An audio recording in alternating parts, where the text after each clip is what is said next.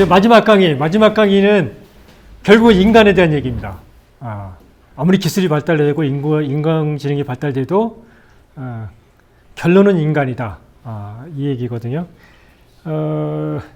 인공지능이 이제 대한민국에서는 이제 알파고 때문에 일반 사람들이 알기 시작했죠. 그 다음부터 이제 모든 영역에서 이제 인공지능 때문에 날리고 일자리에 대해서 걱정이 많고 그런데 저거와 사람의 관계가 왜 중요하냐면요. 인공지능은 그전에도 컴퓨터 기술이 다 있었죠. 다른 게 있습니다. 인공지능이. 다른 거는 왜 인공지능 갖고 말이 많으냐면은 그전에 컴퓨터는 이거는 이제 가장 기본적인 프로그램, HTML, 웹페이지 만드는 겁니다. 이거는 픽스인 거예요. 지정을 해줘요. 프로그래머가 우리 인간이 지정을 해줘. 그래서 타이틀 뭐 나오고 그러면 이 타이틀이라는 게 있어요. 저거 배우냐고 죽는 줄 알았어요. 저기 오타가 하나라도 나오면 에러가 생겨요. 그러면 저거 오타를 어디서 나는지 예전에는요. 지금 프로그램 알고리즘 다 하지만 예전에는 저걸 다 찾아냈어요. 밤낮에서. 그 짓을 했거든요. 그러니까 기존에 우리가 써왔던 웹이나 이런 디지털은 이렇게 고정된 거예요. 픽스인 거. 그러니까 우리가 지시하는 것만 딱딱 시행을 하죠. 그래서 이제 인공지능은 뭐냐면요. 알고리즘을 스스로 생각하는 거예요. 간단히 얘기하면 if then으로 만약에 뭐뭐면 어디로 가고 만약에 뭐뭐면 yes면 이리로 가고 no면 이리로 가고 이건 이제 추리라 하거든요. 그러니까 이 밑에 바탕에 깔려 있는 게 이제 몬테카를로 추리라 해가지고 게임에 맞서 많이 쓰는 거예요. 게임이 그렇잖아요. 이 경우는 이리 가고 이 경우는 이리 가고 이게 그런 이론이거든요. 이거에 의해서 인공지능이 발달되기 시작했어요. 그래서 이제 구글이 딥마인드가 그 바둑 프로그램을 만든 거는 바둑을 잘 두기 위해서 만든 게 아니라 이걸 통해서 이거를 훈련시키는 거예요. 알고리즘을. 인공지능 알고리즘을 바둑이 이 게임들이 훈련시키기가 무지 좋거든요. 이 if then 모델을 하는 게 좋은 거고 인공지능은 50년대부터 나왔지만 이론도 그때 대부분 대개 한 5개로 나눠져요. 이렇게 나눠지거든요. 그 심볼리스트는 뭐냐면 이게 연역적 방법이에요. 뭐를 갖다 놓고 거기서 우리 철학에 사유하듯이 그렇게 짜는 거고 그 이볼루셔너리는 진화론자, 우리 인간의 진화처럼 이 생물학적 진화처럼 그걸 인공지능의 그 추리를 짜가는 거예요. 짜는 거고 베이시안은 뭐냐면 베이시안 통계학이거든요. 확률을 따지는 거예요. 확률. 그래서 여기서 어떤 게 제일 그러니까 바둑을 둔다, 알파고가 둔다 그러면 여기서 어떤 수를 뒀을 때 이길 확률이 제일 높은가 이런 걸 주는 확률론자들이거든요.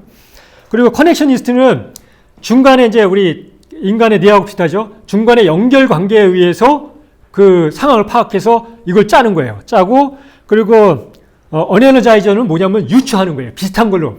이번 사례를 이게 과학에서 많이 쓰던 방법이죠. 이 5개가. 이번 이 사례는 새롭긴 하지만 저번에 저 사례하고 비슷하다. 그래서 비슷한 걸 끄집어 와갖고 뽑는 거거든요. 그래서 지난 50년 동안 인공지능을 연구한 학자들이 이 5개 파로 나눠져갖고 전부 내가 옳다고 싸우고 그랬었죠. 지금도 자기들이 옳다고 그래요. 그런데 이제 알파고부터 일반 인공지능이 발달된 거는 5개 중에 어떤 게 뛰어난 게 아니라 5개가 다 합쳐지는 거예요. 그게 인간이거든요. 인간이 그렇게 했죠. 이게 거울 누런에서 어릴 때부터 보고 모방하면서 그대로 배우죠. 그리고 사회적 지능이라는 거는 이제 환경하고 적응하면서 내가 커가는 거고 우리 인간이 그렇게 커가잖아요. 그리고 신경 가소성이라는 거는 그러니까 사회적 기능은 맨 처음에 엄마 아빠하고 작용하면서 사회 나가서 학교 가면 학생들하고 이렇게 작용하면서 배워가는 거고요. 신경 가소성은 우리가 환경이 변하면서 계속 거기에 적응해가는 능력. 이 3개에 의해서 우리 인간이 뇌가 발달을 하거든요. 이거를 앞에 얘기한 5개 파를 합쳐서 이 똑같은 방법으로 연구시키는 게 일반 알고리즘을 일반 인공지능이라 해요. 그러니까 메스터 알고리즘이라 하죠. 일반 인공지능 우리말로는. 근데 이 부분은 메스터 알고리즘은 사실은 우리 인간들이 지금 걱정하는 게 가장 큰 게 이거죠. 로봇이 인간처럼 행동하면서 우리를 지배하고 이런 것들은 이거 메스터 알고리즘인데 이거는 아직 갈 길이 멀어요. 아주 초보 단계예요. 초보 단계고 사실은 분야별로 필요한 것들이 계속 발전되고 있죠. 그런데 결국은 일이 가고 있거든요. 그러니까 우리 인간이 하는 일을 하고 있잖아요. 이 원리는 뭐냐면요. 빅데이터 이런 것들이 중요한 게 그 앞에 원칙들을 그러니까 데이터가 나오면은 그거를 거기서 패턴 인식, 유형 인식을 해요. 유형 인식이라고 그러니까 이렇게 패턴을 돌리는 거니까 데이터가 더 많을수록 더 좋죠. 그래서 빅데이터가 필요하다는 거고요. 거기서 결과를 만들어내요. 결과를 만들어서 이게 거기서 판정을 해요. true냐, false냐. 그러니까 이게 틀렸냐, 맞았냐를 하고 이걸 다시 피드백을 줘서 앞으로 이게 무한 반복을 하는 거예요. 그러니까 알파고가 2세대라고 바둑을 둔다 그러면은 알파고는 어떻게 훈련을 하면요. 알파고끼리 두는 거예요. 자기들끼리 이걸 반복하는 거예요. 여길 둬봐요. 그러니까 알파고가 기존에 아까 얘기한 정해진 컴퓨터 프로그래밍하고 다른 이유는 기존에 정해진 컴퓨터 프로그래밍은 우리가 정해주거든요. 여기다가 그림을 삽입을 해라. 여기는 타이틀 그림이다. 여기는 묻는 질문이다. 이렇게 다 정해주거든요. 근데 이 알파고가 일반 인공지능 알고리즘의 초기 단계인데요. 이거는 우리가 일일이 기보를 안 알려줘요. 안 알려주고 바둑의 원칙만 가르쳐줘요. 그리고 알파고끼리 지들이 두는 거예요. 이거 똑같아요. 일단 둬요. 이렇게 갔잖아요. 그래서 이게 여기서는 이런 걸 두는 게 맞겠다. 유형을 인식해요. 그래서 두고 났는데 그 다음에 틀렸어요. 졌어. 그럼 다시 피드백, 저렇게 두면 지는구나. 피드백을 주는 거예요. 이거를 둘이 앉아갖고 인간은 하루에 100판 이상 못 두잖아요. 얘들은 하루에 만 판을 두는 거예요. 이게 빅데이터죠. 이걸 돌리니까 인간이 못 쫓아가는 거예요. 그래서 인간이 20살까지 바둑을 둬서 익혔던 거를 얘들은 뭐 한 달 만에 다 익혀버리고 이렇게 해서 이제 인공지능을 발달시킨 거죠. 그래서 이제 최근에 가장 문제가 됐던 게 이렇게 네트워크가 발달되고 SNS가 발달되면서 지난 미국 대선 때부터 가짜 뉴스부터 시작해서 편향 문제 이런 것들이 나오잖아요. 그래서 이 부분에 고민이 많으니까 이걸 어떻게 해결해야 되느냐. 결국 사람의 문제죠. 사람의 문제니까. 그래서 이거를 하기 위해서 이 인공지능 알고리즘을 짤 때 이거는 공개를 해야 되고요. 그리고 사회적 목적성이 있어야 되고 투명성이 있어야 된다. 이거를 못 갖추면은 이 인공지능 알고리즘은 확장성이 없어요. 이 부분을 계속 고민을 하는 거예요. 왜냐면 이거는 내가 안 갖춘다고 도망갈 수가 없어요. 사회는 그렇게 가고 있어요. 예를 들면요. 이 투명성 문제는 기술의 발달이 뭐냐면요. 인공위성은 우리 내비게이션을 쓰죠. GPS. 이거는 미터 단위 들어가요. 그러니까 우리 길에 레인을 표시할 수가 없잖아요. 그죠? 그렇게 하고 드론은 그 센티미터까지 가는 거예요. 드론에서 정보를 받으면은요. 차선의 레인까지 다 파악을 해요. 그러니까 자율주행차는 그렇게 데이터의 정확성을 계속 집어넣고 그 데이터를 엮어서 알고리즘을 만드는 거예요. 왜냐면 그거를 센티미터까지 못 들어가면은 레인이 어딘지도 모르는데 자율주행차가 될 수가 없죠. 그래서 자율주행차를 그래서 밀리미터까지 들어가게 아주 데이터를 엽차 그리고 GPS 이런 모든 거를 해갖고 밀리미터로 가는 거고요. 증강현실은 뭐냐면요. VR이나 AR이나 이런 거를 만드는 거는 아까 뭐 통신사도 마찬가지예요. 통신사도 보시니까 VR 콘텐츠를 만들면은 다 기존의 미디어 콘텐츠 갖고 VR 콘텐츠를 만들잖아요. 드론도 마찬가지죠. 드론도 대부분이 뭐 영상 촬영하는 걸로 알고 있는데 그냥 영상도 촬영할 수 있는 거예요. 드론의 목적은 정확성이거든요. 그래서 건설 현장 이런 데 가서 설계도를 건설 현장에 들어가면요. 설계도는 평면도고 건설은 입체잖아요. 그래서 건설 비용의 30%는 이거를 입체로 세우면서 차이가 생겨요. 설계 감리하는 게 그거거든요. 그래서 그 과정에 졌다가 안 맞는 걸 다시 풀어서 다시 짓고 이런 비용이 30%가 들어가요. 이게 드론이 들어가면 센티미터까지 정확히 들어가니까 각 각도에서 다 촬영이 가능한 거예요. 이 비용을 줄일 수 있는 거예요. 이렇게 가죠. 그리고 증강현실로 들어가면 이게 우리 눈하고 똑같아요. 인간의 눈하고. 모든 걸 들여다볼 수가 있어요. 그러니까 내가 집에서 나오면서부터 밖에 나가서 활동하고 집에 들어가는 것까지가 모든 게 온라인에 올라가는 겁니다. 클라우드에 올라가고 맘만 먹으면 빅브라더 세상이 되는 거예요. 다 들여다보는. 여기에 어떻게 숨기냐고요. 이게 투명한 세상이 되겠거든요. 저 아주 언제 어디서 무엇이든지 내가 하는 건 다 본다. 그래서 인공지능 알고리즘이 그렇게 발전될 겁니다. 그렇게 갈 수밖에 없어요. 이렇게 안 만드는 인공지능들은 다 망할 수밖에 없어요. 그래서 그 페이스북도 저기 청문회까지 끌려가고 난리가 났죠. 그 대선 때 페이크, 그 가짜 뉴스 때문에. 처음에는 자기네 잘못 없다고 빼다가 뺄 수가 없거든요. 그걸 계속 빼면은 페이스북은 확장성이 없어요.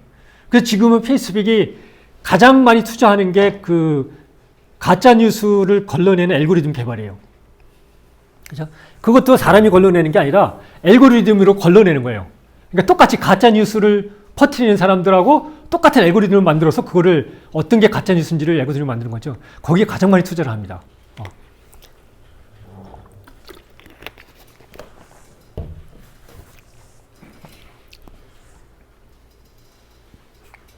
그런데 이제 인간의 문제가 여기서 나와요.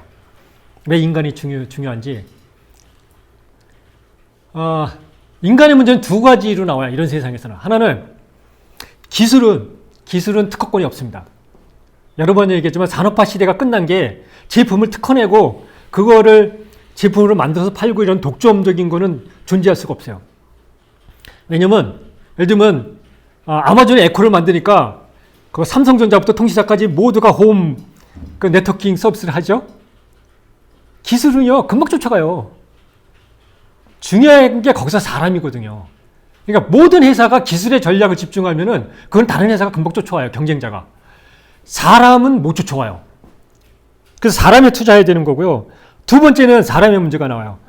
지난주에 이제 MIT의 자율주행 자동차 연구를 하는 박사과정의 팀들이 논문을 냈어요. 이거는 뭐냐면 알고리즘을 만드는데 무슨 알고리즘이냐면 인간의 운전하는 습성을 알고리즘이 넣기 시작한 거예요. 여기는 이건 이제 엔트로피, 자동차학과 엔트로피 얘기할 때 설명을 했었죠.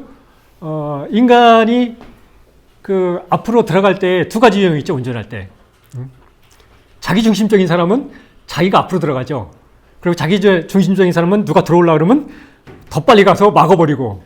그리고 얘들은 프로소셜이라고 용어를 쓰는데 친사회적인 그 성향을 가진 사람들은 양보를 해주죠. 이런 인간의 성향을 알고리즘이 넣기 시작했어요. 왜냐면 자율주행차가 상당 기간 10년에서 20년 정도는 적어도 인간하고 같이 운전을 하게 되거든요. 그래서 이게 인공지능 알고리즘이 인간의 성향을 모르면은 자율주행 자동차가 사고를 낼 수밖에 없어요. 자기는 이렇게 운전이라고 생각했는데 앞에 자기중심적인 운전자가 그냥 치고 들어오면은 방법이 없거든요. 이렇게 인공지능 알고리즘에도 인간이 안 들어가면은 적합성을 갖출 수가 없어요. 이런 문제가 생기거든요. 그래서 이제 대두된 게 더 큰 이렇게 주제로 가면은 AI가 생기면은 우리 인간의 삶은 어떻게 될까 이런 문제가 봉착이 돼요. 그래서 AI가 어시스턴트 인텔리전스, 나의 조수가 되느냐, 증강이 되는 거죠. 그러니까 AI를 이용해서 인공지능을 이용함으로써 내 능력이 인간의 능력이 향상되느냐, 아니면은 인공지능이 내가 하던 모든 일을 대체시켜버려 갖고 나는 할 일이 없어진다, 실업자가 되느냐, 이 두 가지 이유로 바뀌거든요. 그죠? 그러니까 인간의 문제가 인공지능 시대가 되면서 무지 복잡해졌죠. 그래서 인간에 대한 게 모든 게 거기에 역량이 집중돼야 돼요. 그렇지 않으면은 새로운 모델을 만들 수가 없어요. 그래서 이제 고민한 게 인간이 할 수 있는 게 뭔가. 인간은 실행하는 거다. doing. 그죠? 실행하는데 그 실행은 생각하는 거. 생각하고 거기서 새로운 아이디어, 창안을 하고 창작을 하고 그리고 그거를 결정하는 거. 어떻게 할 건가 말 건가 어느 쪽으로 갈 건가 결정하는, 특히 결정하는 문제를 인간이 하게 되거든요. 이런 연습을 해야 되는 건데 여기서 이제 우리가 기업 경영자부터 뭐 나라의 지도자까지 모든 사람들이 고민해야 될 게 왜 인간 중심이 돼야 되냐 하냐면은 이 문제 시공간 압축할 때 나온 전자계산기 주판, 이게 한 30년 됐죠? 그죠? 제가 어렸을 때 주판했으니까 주판에서 전자계산기로 넘어가면요 무슨 문제가 생기냐면요 기술이 중요한 게 아니에요. 그죠? 주판은요, 주사는 기술이에요. 이 손가락을 얼마나 빨리 하느냐. 그러니까 저 초등학교 1, 2학년 때 학원 다녀서 저거 열심히 했거든요. 주사 1급까지. 주사위 이거 하려면 손이 안 보여야 돼요. 이건 기술이거든요. 남들이 못하는 거예요. 이게 산업화 시대고요. 계산기로 넘어오면 기술은 중요하지 않아요. 저걸 어떻게 활용하냐죠. 이게 이제 디지털 리터러시거든요. 디지털 리터러시가 디지털 지식의 문제가 아니라 어떻게 활용할 건가. 이거 인간의 문제예요. 그 활용은 인간이 하는 거거든요. 그죠? 조금 이해가 되나요? 그죠? 그래서 이제 디지털 리터러시, 그러면은 요즘 리터러시를 뭐라 그러냐면, 휴먼 테크 리터러시라 그래요. 기술만 알아갖고는 안 되고요. 테크 리터러시만 알아서는 안 되고, 예전 인문학이 하던 인간의 리터러시, 인간만 이해해서는 안 되는 거예요. 그 기술이 인간과 연관이 안 되면 아무 소용이 없는 거예요. 아무리 빅데이터가 많아도 그게 우리 인간과 어떤 연관이 있는지를 뽑아내는 그거 작업이 유효하지 않으면 소용이 없는 거예요. 그래서 빅데이터의 중요한 기능은 빅데이터가 성공하냐 마냐는 데이터가 얼마나 많으냐가 아니라 데이터가 적더라도 그 데이터에서 우리 인간과 관련된 내용을 얼마나 유효하게 뽑아내느냐 하는 능력이거든요. 이게 데이터 과학자들이에요. 그래서 데이터 과학자는 반드시 인문학을 해야 돼요. 인간을 알아야 되기 때문에. 인간을 모르면 그 데이터 분석은 아무 소용이 없어요. 그죠? 이것도 이제 다른 기업이 못 쫓아오는 그 기업만의 자산이죠. 그러니까 사람을 키워야 되는 거예요, 무조건. 이렇게 된 거죠. 그런데 이제 여기서 중요한 게 인간과 기술에 대한 이해는 이제 이해를 했죠. 기술을 어떻게 활용하느냐, 활용해서 가치를 만드느냐, 이거를 찾는 게 기술에 대한 테크 리터러시고요. 기술을 아는 게 아니라 기술을 활용해서 어떤 가치를 만들 건가. 그러니까 기술을 어떻게 이용할 건가. 그러니까 교육 문제도 기술을 가리키는 게 아니라 기술을 어떻게 이용할 건가를 가리키는 거거든요. 그렇게 제도가 바뀌어야 되는 거고요. 인간한테는 그럼 이 세상에 뭘 가르쳐야 되냐 이거죠. 옛날 인문학을 가르쳐야 되냐. 그게 아니라 인간이 이 빅데이터하고 네트워크 세상이고 생태계 세상이잖아요. 그러니까 집단의 생태계가 안 되면 뭐든지 존립할 수 없기 때문에 결국은 인간에 대한 이해는 공감의 능력이에요. 그래서 모든 게 영어로는 엠퍼시, 미국 애들은 엠퍼시라는 말을 무지 많이 쓰는데 약간 의미가 달라요. 공감이라는 우리말하고 엠퍼시하고 약간 다르거든요. 이거는 모든 걸 포함하고 있어요. 엠퍼시라는 말은 남 입장에서 생각하는 거하고 남을 이해하는 거하고 그리고 거기에 뭐가 있냐면 결정적으로 감정이입이에요. 감정이입이 안 되면 공감이 안 돼요. 대한민국 사람들은 지금 사실은 무지 행운이라고 생각해야 되는데요. 우리가 그런 지도자를 만났잖아요. 공감력이 뛰어난 지도자. 그런데 그거를 다른 밑에 사람들이 받쳐주지 못해서 그걸 못 살리고 있는데 보세요. 공감력이 다 떨어져요. 전 세계 지도자들이. 트럼프부터 시작해서 보리스 존슨, 아베, 시진핑 전부 다 돌아다니면은 공감력이 다 떨어지거든요. 디지털 시대가 안 맞죠. 이 공감력은 모든 영역에서 디지털 시대는 중요하거든요. 이 공감력이 창의성의 기본입니다. 그죠? 협력은 신뢰성에서 나오는 거고요. 그리고 적응하는 건 평생 학습이고요. 이게 같이 돌아가거든요. 여기에 기본이 공감력이에요. 평생 학습도 공감력을 키우는 게 평생 학습이거든요. 그래서 평생 학습은 학원에 가서 학교에 가서 뭘 배우는 게 아니라 이렇게 여러 사람이 만나서 여러 사람과 교류하면서 상호작용을 통해서 내가 적응하고 공감하는 능력을 키우는 게 평생학습이에요. 근데 왜 평생학습이냐? 사람이 계속 바뀌어요. 환경도 바뀌고 환경이 바뀌면 똑같은 사람도 바뀌어요. 그러니까 디지털 세상은 계속 변화가잖아요. 계속 바뀌기 때문에 내가 사람들하고 상호작용하면서 공감하는 것도 계속 바뀔 수밖에 없어요. 그래서 평생학습이라고 그러거든요. 이런 문제가 생기고요. 그래서 이제 이런 기업을 운영하거나 조직을 운영하는 때도 이런 자기결정 이론이라고 그러는데 이거 약간 어려운 문제인데 주도성을 조직 구성원들한테 주도성을 줘야 되고 역량을 키워줘야 되고 관련성은 이제 이게 남과의 관련성이에요. 이 관련성이 왜 중요하냐면 이게 이제 디지털 세상이 되면서 개인의 역량은 무지 높아졌는데 이게 우리 인간한테 피해를 준 게 있어요. 뭐냐면 인간은 많은 동물 중에 육체적으로 보면 가장 약하잖아요. 우리 곰이나 사자나 이건 대결이 안 되잖아요. 미국의 곰 사냥꾼들 많이 쫓아다녀 봤는데 미국은 매년 곰 사냥을 하거든요. 곰은 이 발 하나 치는 게 2톤, 3톤이에요. 맞으면 우리는 완전히 작살납니다. 그런데도 인간이 이길 수 있었던 거는 같이 하는 거예요. 협력하는 거. 공동체 생활을 하는 거. 이 사회성 때문에 인간이 동물 중에서 제일 많이 발전을 했거든요.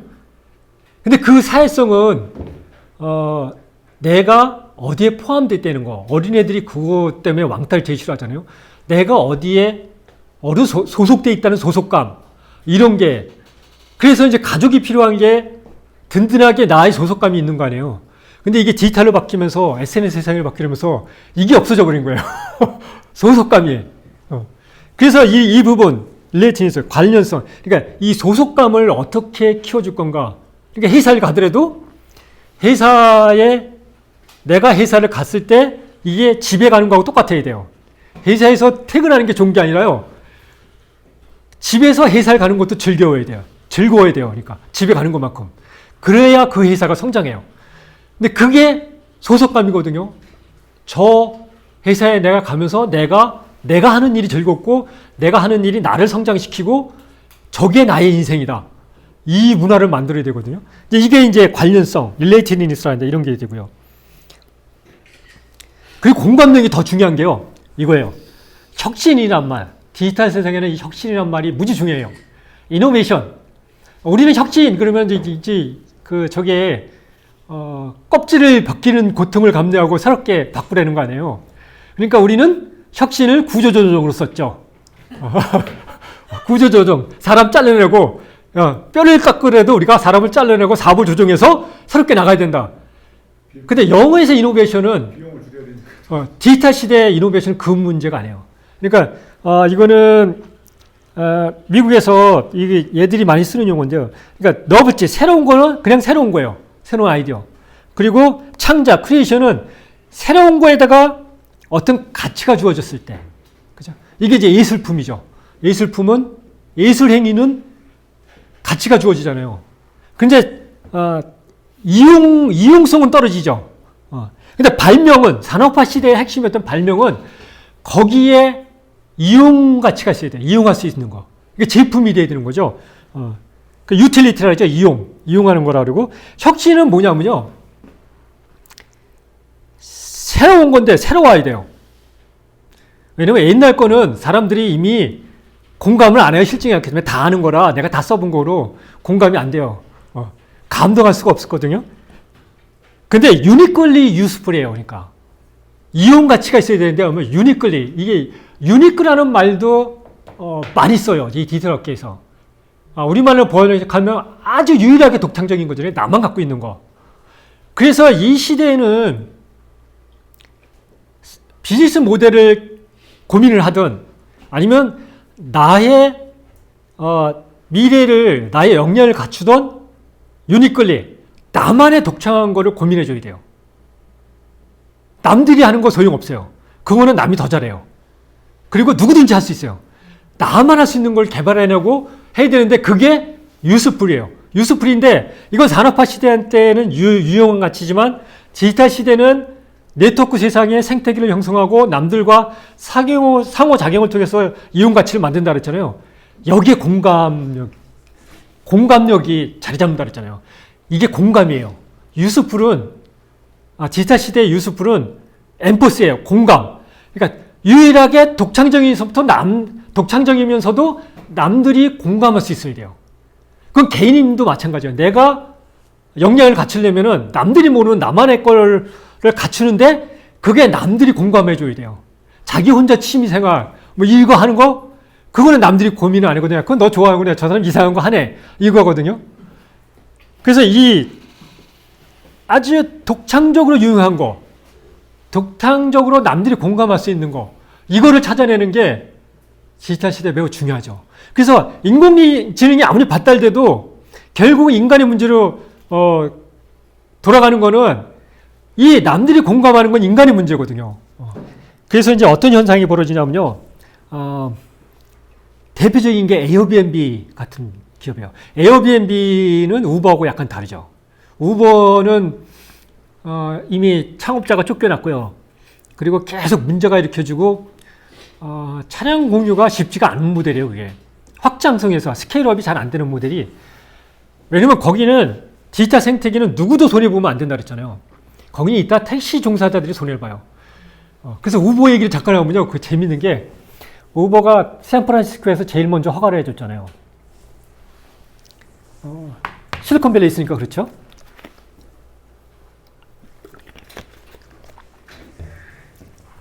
그 당시 샌프란시스코의 택시기사가 1,800명이었어요. 근데 샌프란시스코의 택시 면허가 2억 5천만 원이에요. 근데 이제 실리콘밸리가 있으니까 막 허가를 해줘서 우버가 커졌죠. 그러니까 작년부터 무슨 문제가 생겼냐면요. 택시기사들이 다 망했어요. 시는 그 대책을 세워줘야 되잖아요. 그러니까 대책으로 그럼 시가 택시 면허를 2억 5천원치 사라. 샌프란시스코가 2억 5천만 원씩 주고 그 1,500명의 택시 면허권을 살 재정이 없어요. 그러니까 샌프란시스코 우버를 제일 먼저 허가를 해준 샌프란시스코는 멘붕에 빠졌어요. 이런 문제가 자꾸 발생하니까 그리고 이제 지금 진보 학자들이 가장 많이 중요한 노동권 그러니까 뭐 4대 보험도 안 해주고 우린 계약 관계니까 프리랜서 계약이다 해갖고 그런 책임은 다 회피하는 이런 문제 때문에 올 초에 샌프란시스코 의회가 우버의 드라이버들은 운전사들은 종업원이다 이렇게 판정을 내렸고요. 뉴저지가 판정을 내렸고 뉴욕시도 지금 거기 논의에 들어갔어요. 그러니까 우버는 점점 더 어려워지는 거예요. 이런 문제가 생기거든요. 반대로 에어비앤비는 그래도 문제가 없죠. 에어비앤비가 이 모델을 가장 적극적으로 그러니까 에어비앤비 CEO 그 젊은 친구가 생각이 상당히 깊은 것 같아요. 그래가지고 그 회사 이름을 모르겠는데 그 나이 많은 그 부티크 호텔이라 하죠. 소형 호텔을 체인점을 해서 성공한 사람이었어요. 그 사람이 56세에 자기가 그걸 접었어요. 이제 난 더 이상 이 사업 안 하고 딴 거 하겠다. 근데 이 양반을 설득을 했어요. 우리 에어비앤비가 하는 미션이 이거고 우리의 포부가 이거다. 그러니까 당신이 도와달라. 그래서 이 사람은 스카우트 해갔어요. 그래서 전 세계 글로벌의 에어비앤비 전략을 짜고 그러거든요. 그래서 실리콘밸리에서는 지금 나이 많은 사람들을 다시 끌어들이는 게 유행이에요. 결국은 그 실리콘밸리의 젊은 기술자들도 깨달은 거예요. 기술만 갖고는 안 되는구나. 결국은 인간의 문제다. 그래서 들어가죠. 그런데 중요한 게 있어요. 여기서 연장자가 아무나 들어가는 게 아니에요. 연장자가 밑에 빨간 줄 있죠. 그죠? 계속 진화를 해야 돼요. 옛날대로 그대로 있으면 안 돼요. 이벌브. 그러기 위해서 끊임없이 배우고, 그죠?